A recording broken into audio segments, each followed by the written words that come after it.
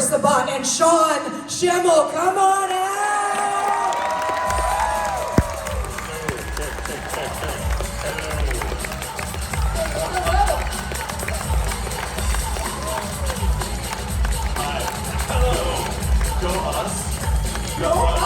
This is so hype. This is great. Welcome back. I have not worked with you here in this city in a while, and I'm so thrilled to see you again, my friend. Well, thank you. It's good to see you too.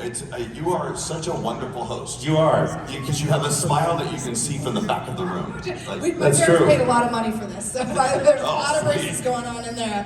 Who's your tooth person? No joke. It's nice to see you too. You and I worked together in Washington, D.C., and it was just an absolute treat. So you guys are really in for a super fun panel right Thank now. you. Yep. By the way, can I ask the house for more monitoring on our, because I can barely hear you. I think I hear you, but if I can have a little bit on the monitors and there we go. Thank you. Is that working? Yes, Is that's that better. good? You all are lucky that you're seeing me here, because when I attempted to go to AwesomeCon in DC this year, the airlines had another plan for me. They decided, no, there's not going to be a flight for you. So I was trying to get to Canada for an air show, and I must have visited 5 cities before I made it to my destination, and the fact that I had all carry-on made me Wait, you're gonna go to a show where they pay to see air? Like Yeah. an air show? Yep, just look in the sky. Sky. Okay, a lot of money for it. I stole that from Stephen Wright, but It's so great. I do have to ask you guys, what is it like being a part of so many people's experience with the show? I mean, you really are the voice for generations, plural. yeah, it's surreal. And before we start, I want to thank each and everybody in the audience for going to see the new Dragon Ball movie, because everybody asks us this. Because of you guys. And it was. Well, it might not be anymore, but it was. And now that he said that, can I get a show of hands of people who haven't seen the movie yet? Yeah, and if you're get the hell out of here. Yeah, what's wrong with you? No, I'm just kidding. You really should try. Like, if you don't see it in the theater, you're really missing out. It's such an amazing experience. And I'm sorry, I wasn't trying to call you guys out for that. It's all right. We know you'll see it I eventually. was just gonna try and do my pitch again to go, like, if you haven't seen it, definitely could try and see it in the theater. Well, it's such a just so fun. it's shot in such a cinematic manner. It's really great on the big screen, so you got to see it there. I mean, you watch on DVD when it comes out or whatever, or streaming, but big screen's the place to do But it. you should at least see it once in the theater. It's so good. Yeah, totally. Do you guys have an opportunity, and I don't know the answer to this, do you guys get a chance to hang out together outside of conventions, or is this really a chance for you guys Well, to when I lived in Texas, we did, but Chris and I socialize either via texting or when we see each other in person.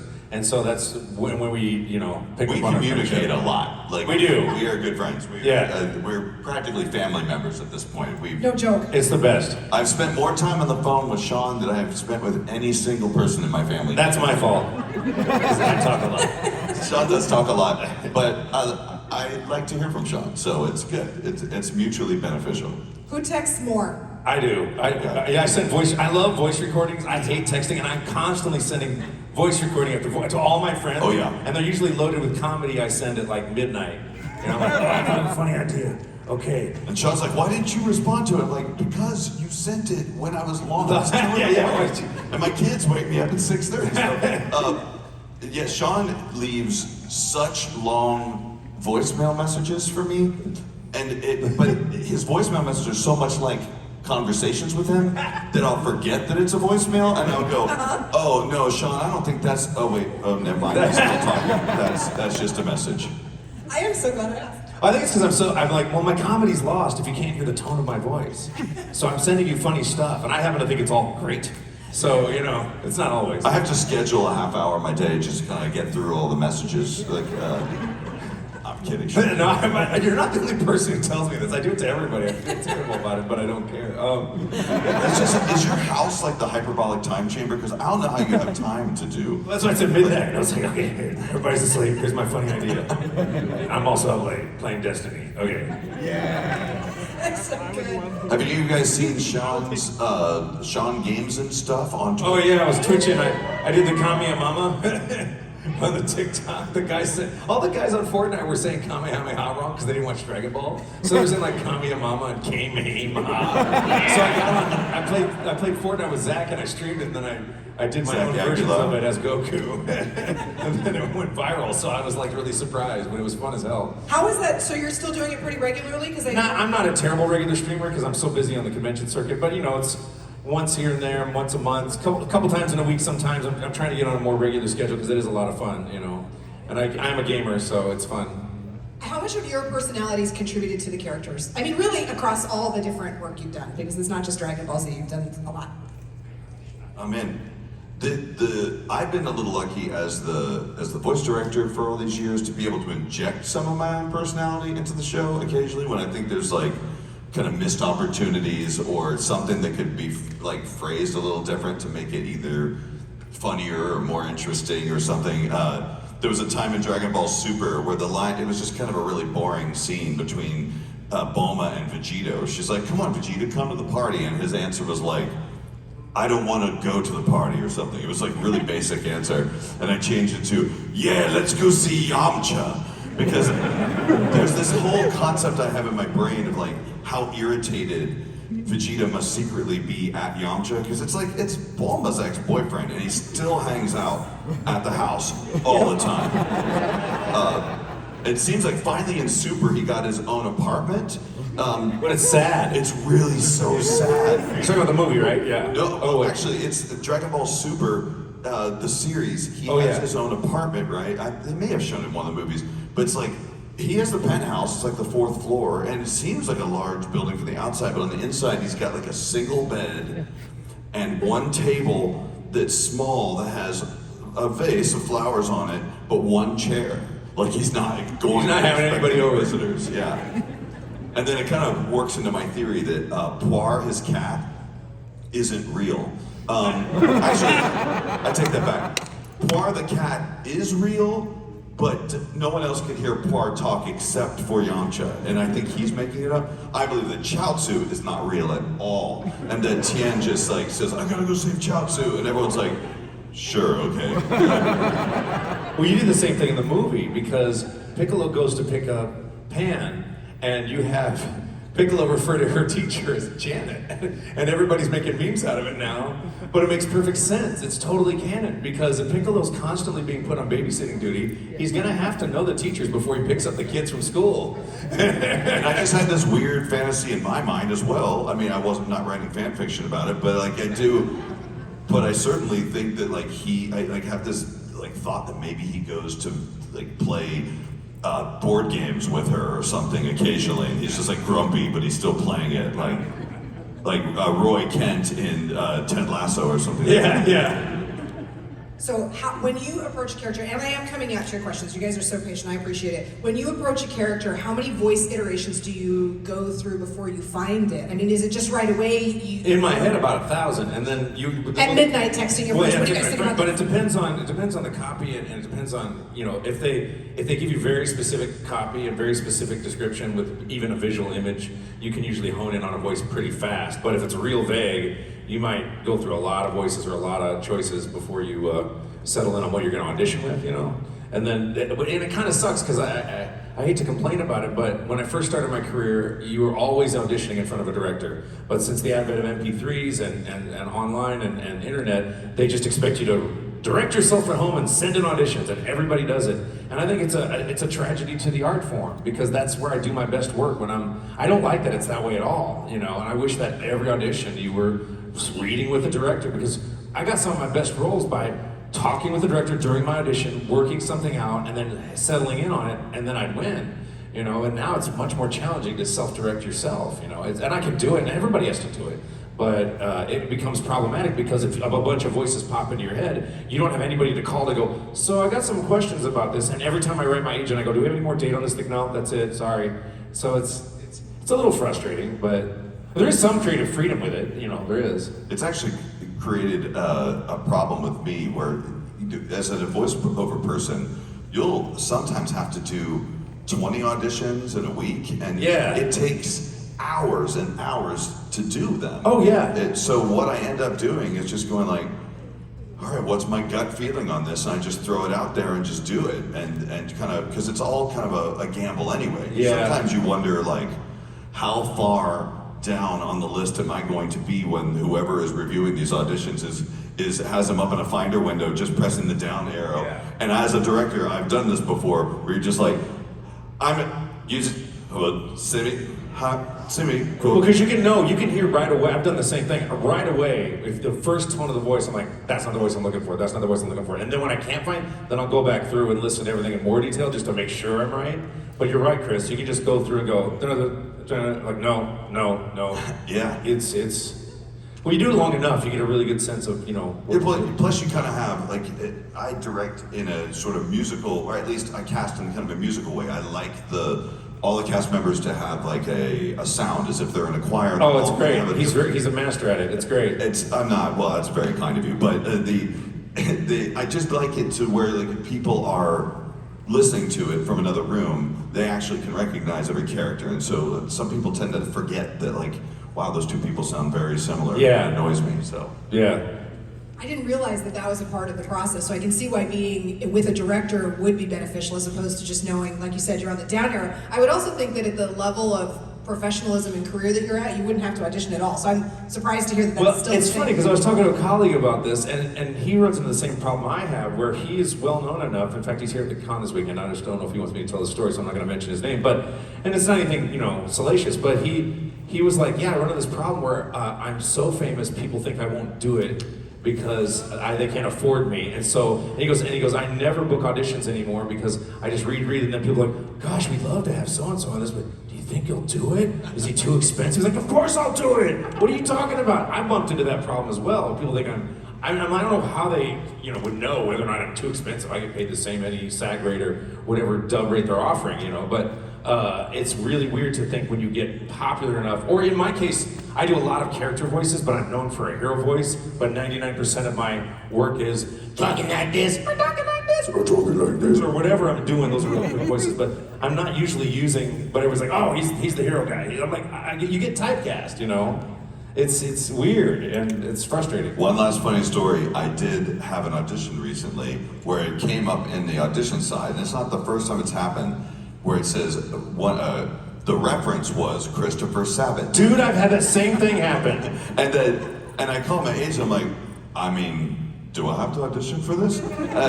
But you actually had to submit samples of your recordings and studios and stuff to sample recordings and get approval to even audition. Oh yeah, for it. I had. And so I asked my agent, I'm like, well, do they just want to use me? That's cool. And then she comes back and they go, well, they want you to send some samples in. I'm like, look on the internet, dude. Yeah. You clearly know what I sound like because you use my voice as a reference. Yes.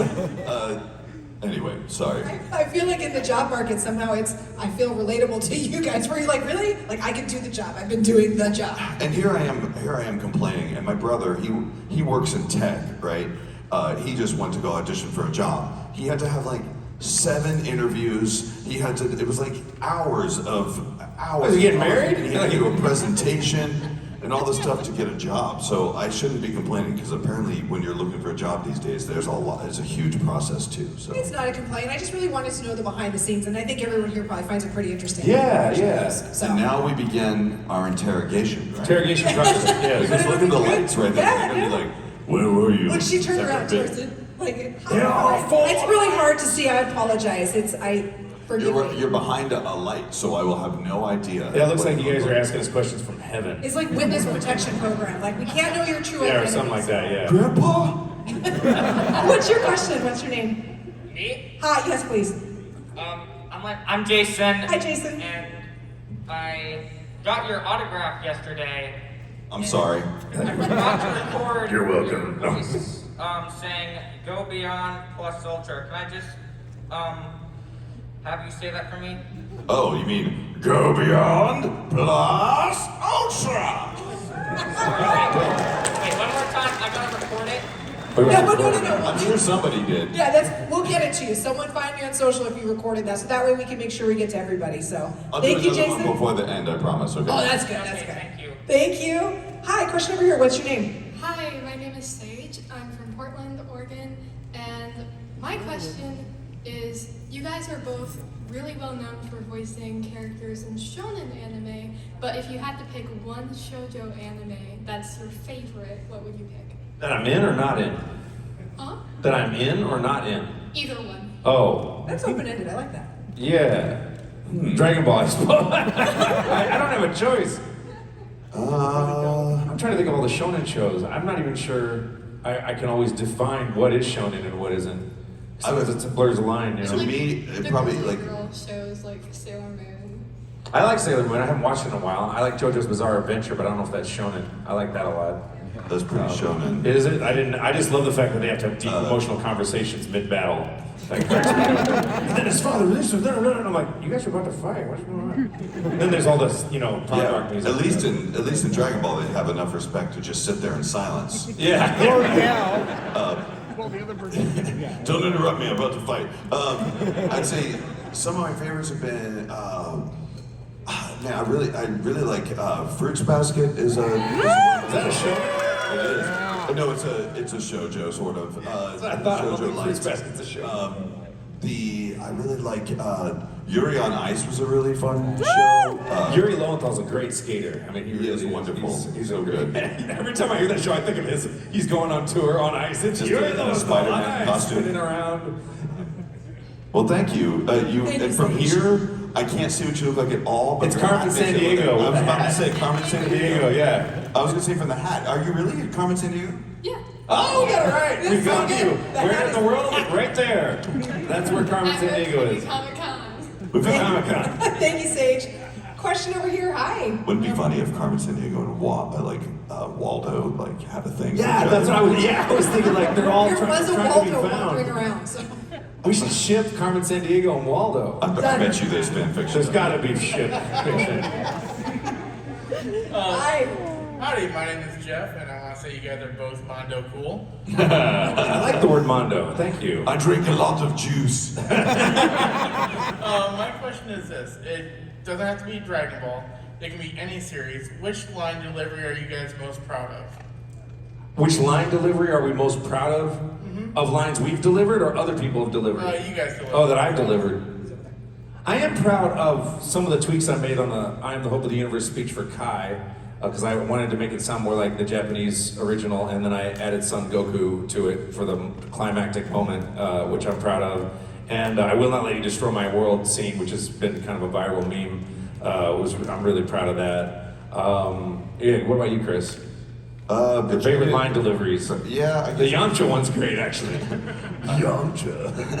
Yeah. Let's see. Probably Vegeta's redemption scene in Dragon Ball Z, where he's saying goodbye to Bulma and Trunks. And thank you very much. Trunks, Bulma, I do this for you, and yes, even for you, Kakarot. And then probably I'd say the pinnacle of my voice acting experience has actually been, and it's because of all my experience in Dragon Ball, was United States of Smash from My Hero Academia. Was really awesome. I was really amazing in that, so thanks. Thank you so much.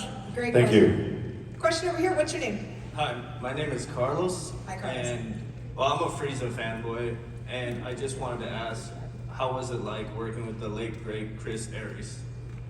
He's one of my favorite people on Earth, and I miss him. And he recorded, I think, Resurrection F on like 14 tanks of oxygen and managed to outact all of us, in my opinion. That guy is just stellar, what he does. And it was always a joy and pleasure to work with him. And my favorite promotion tours we did were when Chris and I had to do Resurrection F with him, because he was constantly annoying us with "Love and Laughter Always" on every single autograph, holding up the line.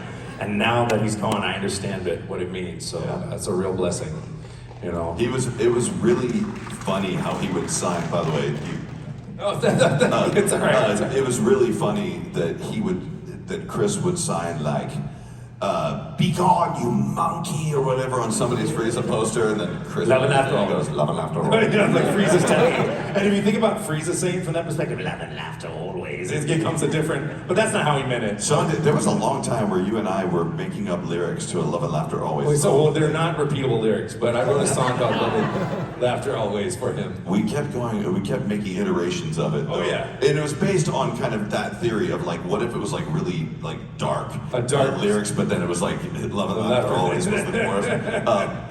But yeah, he is sorely missed. Like Linda Young, the original Frieza that many of you guys know from your childhood. was an amazing Frieza. So round of applause to her, obviously. Outstanding actress, brought everything to that character. Absolutely amazing. And when we had a chance to do Kai, it was an opportunity to kind of shift gears because they wanted it to be as close to what the Japanese had intended, right?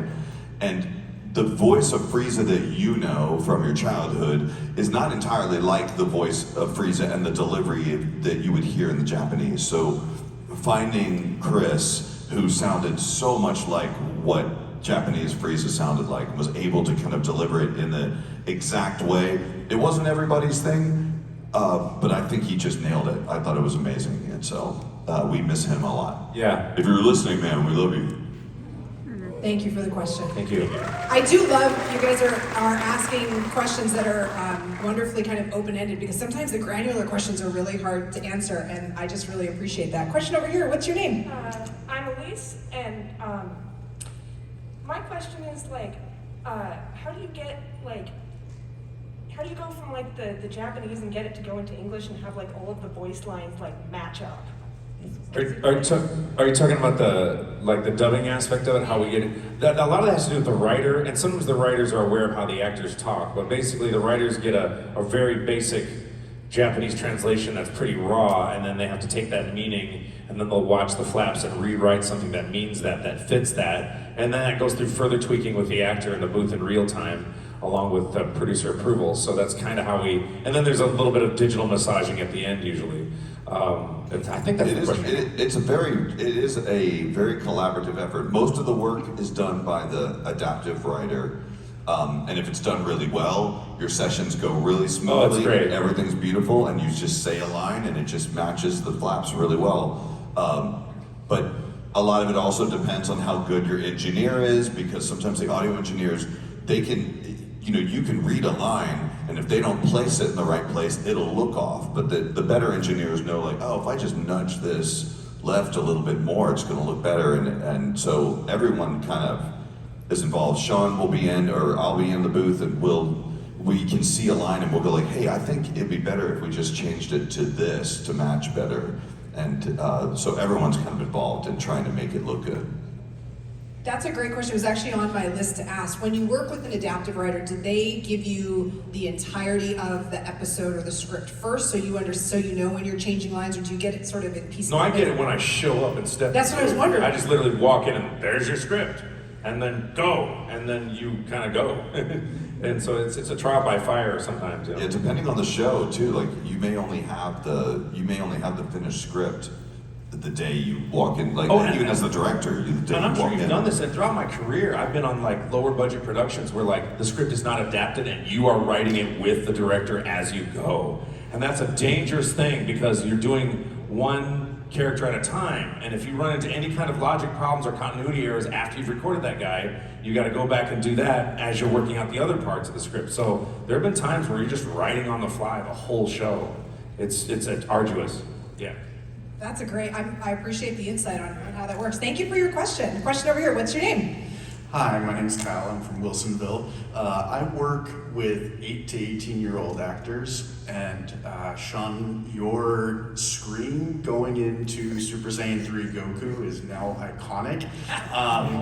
What tips can I be able to give those young actors to not mess up their voice? Yeah, that's something I have a keen interest in, and there's specific reasons my voice doesn't really. It's messed up now because I was talking all yesterday. But the big part of it, huge part of it. There's two parts of it. One part of it is copious amounts of breath support. There's not a lot of pinching and straining. And the other part of it is really good monitoring if you're recording. If you can't hear yourself in your headphones, I tend to crank my headphones pretty loud. And if you can't hear yourself, you're gonna stress you're gonna strain your voice. You've got to have good acoustical feedback. And then the other part is paying attention to the type of pain you're experiencing. So if you get a really sharp pain that makes your eyes water, you gotta stop. But if you get that aching kind of, I'm at a rock concert pain and your voice is still working, you're probably good, but even that gets to a limit.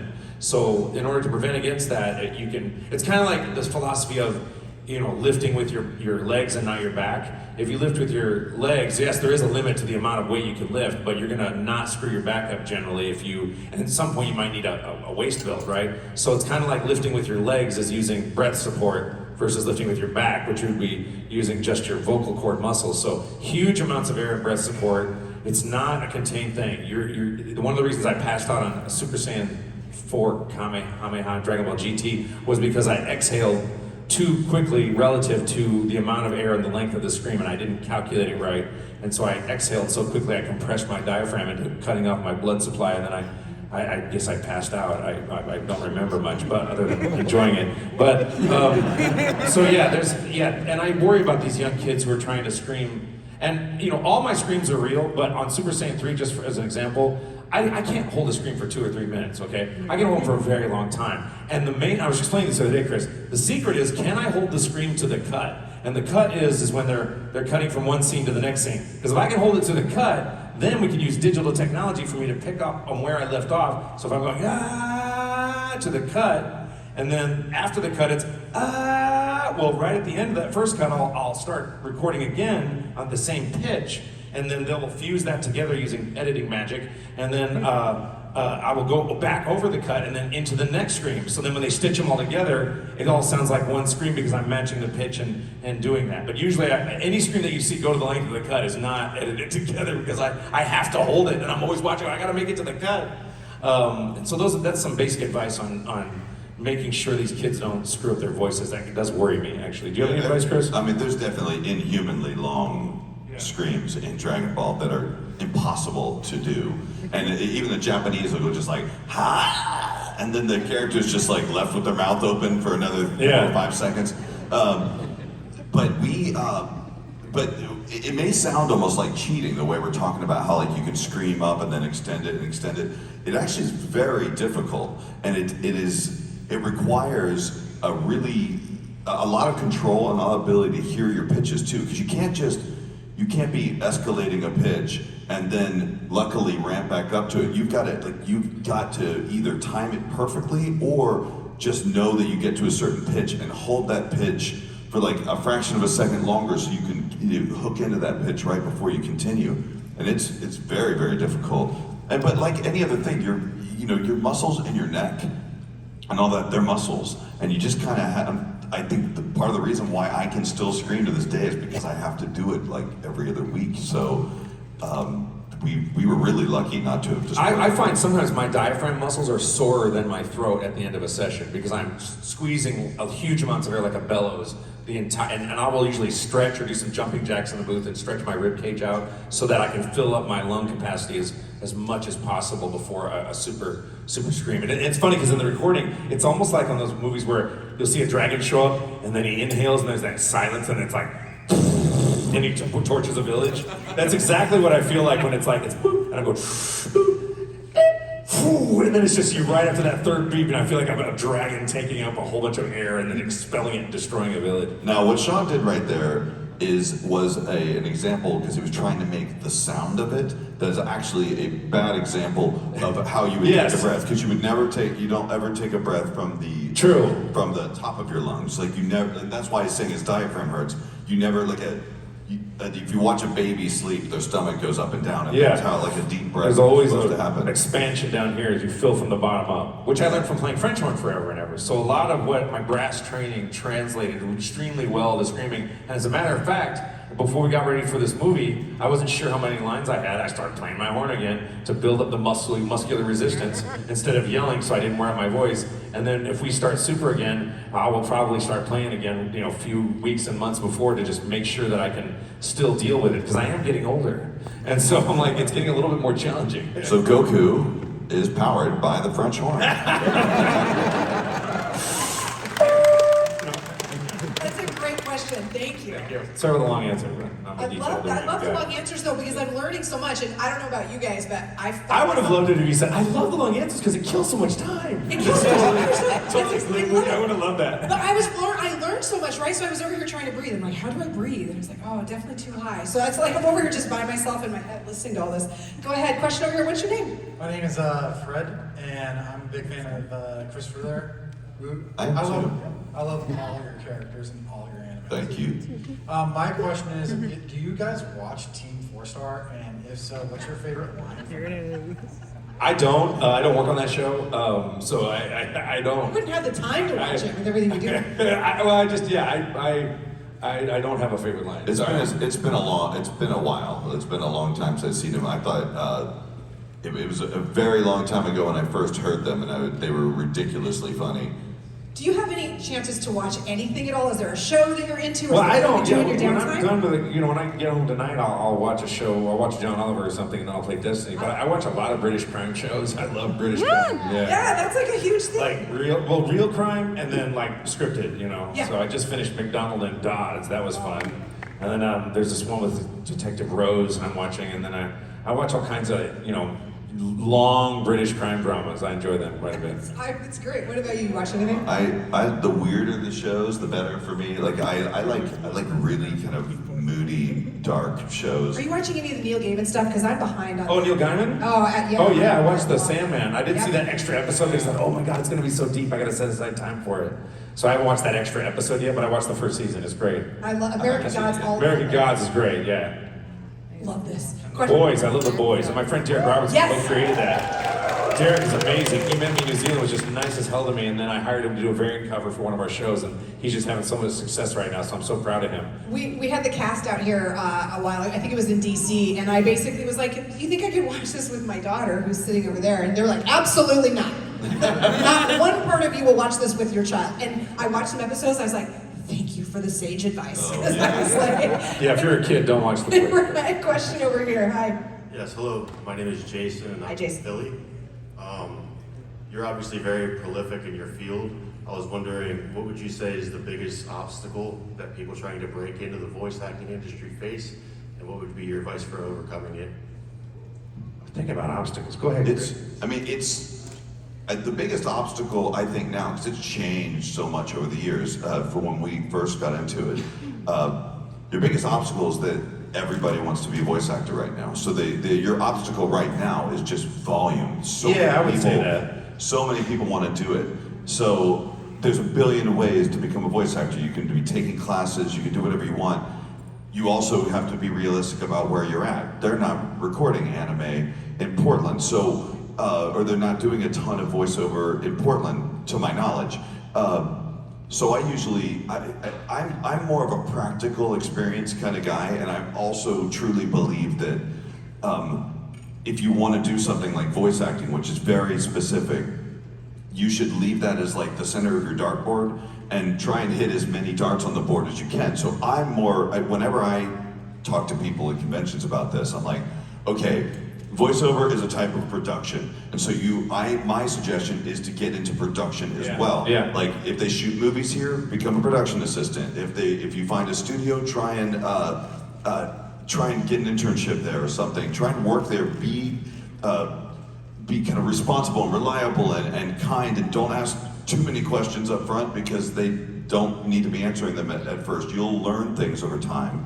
And what's cool is that eventually you may find that there's so many things you love to do, even more than voice acting, that you didn't even know existed. So I would encourage you to kind of do everything, because most of the people I know, Sean and all the other voice actors, they all do other things, a lot of other things. Like they're writers and producers. And remember, you're going up against, like, when I moved to LA, I'm less prolific. I'm in a more competitive pool, and I do book work, but everybody I know is talented, awesome, knows their job really well. And so I see a lot of guys showing up trying to do voiceover, and they're like, oh yeah, I think it might be fun to be a voice actor. I'm like, you need to take this as serious as getting married or making a career change, and people just kind of want to mess around with it. Well, you're just gonna, unless you have just a voice, a golden magic voice, you're gonna be just swallowed up. So if you do, get involved in production, you gotta take the craft seriously and study it seriously and study the both sides of it, the acting side of it, and then the audio engineering side of it, and the recording side of it, which is why I'm such a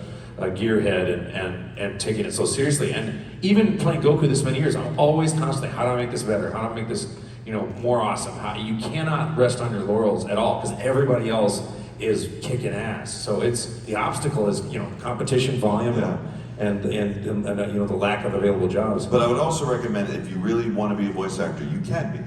You just have to find a community or creative, like with people and make stuff. Because right now we are in an era of, well, what have you made? What have you done? Like everyone has the ability to perform, be an influencer, or like upload things to, online. I mean, I'm probably.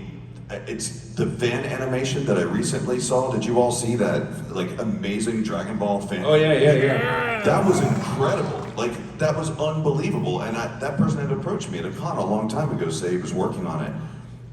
It's possible to kind of do what you want to do now. Maybe not in the way you want to do it, but there's plenty of people online willing to work with you. So. Thank you very much. It's interesting, it's the blessing and the curse of that digital era, right? So it opens the door for anyone who wants to do it. Oh, and it opens the door for a lot of shit too. That's exactly right. I hate it. That's I the hate it blessing so and the much. curse. The amount of shit I have to wade through because everybody has a damn camera and a microphone. Sorry, I sound like an old man, but Get off my lawn. But then every once in a while you come across a jewel, you know. So it's a blessing and a curse. But I'm wading through. I'm like, oh my god, it drives me nuts. Okay, people say to my channel, Sean, you suck. So different. Hi, question over here. What's your name? Alrighty, my name is Marcel. I'm from Portland, and my question is: have you ever auditioned for a role and you ended up not getting? You were like, That was a Marcel joke. Sorry, I've interrupted you. Sorry, say it again. Sorry. and you were Over here, like, Sean. and you're like, dang, I really wish I got in that role. Just like, I don't think about it in those terms, and I think it's unwise to think of, oh, he's over there. I can't tell. I can't see shit. It's coming out of both figures. It's very unwise to think about it that way. It's very unwise to get attached. Here's the way I think about it. I do my audition, I send it off, and then I forget about it.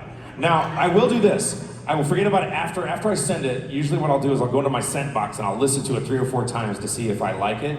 Because even if I don't get it, if I'm satisfied with the work, then that's enough for me, you know? If I'm satisfied with the effort, then that's enough for me. And then I forget about it. If you're like, darn, I wish I got that, darn, you're gonna take that energy into your next thing. I just don't think it's a safe for over a number of years, having that psychology in your head can really, really mess with you. You gotta fire and forget it. And sometimes I get a call like months later, oh yeah, Sean, we cast you in that thing. I'm like, what thing? That thing you auditioned for 6 months ago. I don't remember that. Well, you're the guy now. And I'm like, cool, let's do it. And then they'll play my recording. I'm like, oh yeah, I remember that now. Do you agree, Chris, or do you have a different approach? Oh no, I think that you're wise not to get your hopes up too high because there's so much out there. However, I mean there's obviously things where that you get the audition and you're like, oh man, I would love to be on that. You know, like that. It's not harmful to feel that. Oh way, yeah, you can right? feel that way. Love to be on it for sure. I've had that experience. Yeah. But yeah, I wouldn't rest your hopes on it. But it's really, and you know, you maybe work a little bit harder on that audition or whatever if you really want it, or if you get it, or you research it some more, or maybe you know it really well, and that's why you're so excited to be on it. I felt that way when I auditioned for the Tom and Jerry Willy Wonka, and I was this close to being Willy Wonka, but I did get to play all the Oompa Loompas and Veruca Salt's dad and the professor who goes, "Oh, it makes this walk together, it makes a water move," or whatever. I got to play him, and I was thrilled because that's like my favorite movie of all time since I was a kid, you know, the original Willy Wonka. And so I got pretty jazzed about that. And it did help that I knew the music so well that when I had to go in and sing the songs, I just nailed it. I knew it inside. I did my senior solfege on Pure Imagination in music school. So like, I knew that show in, so it was very helpful to know that, and I think that's one of the reasons I got cast, but. Thank you for the question, Marcel. We have time for maybe two more questions. Question over here on the left. Hi, my name is Henry, and I was wondering if you would make any changes to the story of Dragon Ball, what would it be? Changes to the story. I don't know. Well, it's hard to mess with Vegeta Akira would Toriyama's be- work, man. Vegeta would be the main character. Isn't he already? Space Bomb will work. Yeah. The first time. Kamehamehas always work. I don't know, man. Like it's Final Flash. a nearly perfect show. Like I wouldn't be able to mess with it like in any way. Like it's. Yeah, Akira Toriyama's a genius. It's hard to. I do have these fantasies of like spin-off series that would be really funny, like Yamcha and Vegeta living in an apartment together. Or there's so many of them. Like I'd actually love to see more of Trunks' backstory than we've seen. Yeah, that's true. I don't know. We've talked about like a kind of a concept of Goku actually like something happens, he falls on his head again in the right way. Oh yeah, and he's an He asshole, and becomes Vegeta evil. has to teach him how to be nice because Goku's been making Vegeta slowly nice over all the years, and then Goku rebonks his head, and he's as awful as Vegeta was when he first showed up. And Vegeta's like, no, we have to actually be nice to women, you know, whatever. That's my. I always think about that. It was like, well, wouldn't you wish back Planet Vegeta? I'm like, can you imagine how awkward that speech would be for Vegeta? Like, all right, we don't destroy planets anymore. You've got to find a different job. Yeah. Try to find something in computers. It's very complicated. We have to play with our children now, so take them like, to the what? park. I just wanted to kill it. No. Great question, thank you. We'll do one more question over here. Yeah. Question. Hi. Hello, my name is Bryn. Both of you play a lot of different roles while working on Dragon Ball, so I was wondering what's Well, he plays a lot of different roles. I play 3, one of which he sucked into Piccolo. Yeah, Piccolo ate nail, remember? I was just wondering what's your favorite character or role to play while working on the show? I love playing Goku, obviously, but I am a secret fan of. I love the King Kai scenes a lot. I really enjoy playing King Kai. Yeah. It's a lot of fun. There could never be another Goku but Sean, in my opinion. Like his voice. Thank you. With that said, though, I'm always so happy to hear Sean do King Kai's voice because Yes. it's the funniest voice. Yes. He's so good at it. Thank you, Chris. And it's the most fun. I think it's actually the most fun Sean actually has because I think Sean would prefer to do comedic roles all the time. Oh, I love doing comedy. My favorite parts are comedy role. I mean, I love doing comedy. The epic stuff is great, but when I had to do the Battle of Gods King Kai Goku scene, that was like really thrilling. And I had lived a lot of that because the script was written in a way. It was a good script, but they had Goku sing a lot of these and thous, and I felt like he wouldn't really know medieval English at all. He would just go, "Yes, Your Highnessness," or whatever. He wouldn't. So I kind of ad-libbed a bunch of that too. But and Chris, you play a bajillion voices on the show. You had to give away some of the roles you got so busy. Let's see. Because you were playing all of them in the beginning, and then you slowly whittled some of them off, like Raccoon and some of the others, right? Raccoon was fun. I actually had fun playing Raccoon because every time I would play him, I'd just try and make him sound more and more dumb each time. And then at a certain point, I'm like, okay, this might be getting offensive, so I need to kind of like make him a little smarter. So. I have to ask you guys before I send you off the stage, what is the best part about your job? Right here, and meeting everybody. That's the best part. The best part is Caroline at the table. Oh my God, the stories you guys tell us, and the heartfelt stories of companionship and camaraderie and crying and loving together and bonding and making new friends and bringing it to the next generation. Especially because I don't have kids. Chris has kids, but I don't have kids. So you guys are all like my children, practically. And that's the best part, is sitting on the stage and hearing your questions and stories. And what's that? She wants a raise for her allowance. Hang on, I got some money here. I got some lint, I got some paper. What Can about I for you? ask a quick question? No, I'm so sorry. We're gonna wrap things up. I apologize. Okay. What is your favorite part? What's about your this favorite business? part? I don't know. I like the fact that what we do every week just changes constantly. I'm really ADHD, and I love the fact that any week is going to be different. I like the variety in what we do. I love seeing my fellow actors whenever I'm in the studio. I love it when I get to bring. For the movie, for instance, Sonny Strait, the voice of Krillin, flew in, and Sonny's the best. And it was like a reunion again. It's so nice to see all our old friends, and I don't know. It's the best job. Yeah, it's the best job in the world. Portland, let's give it up right now.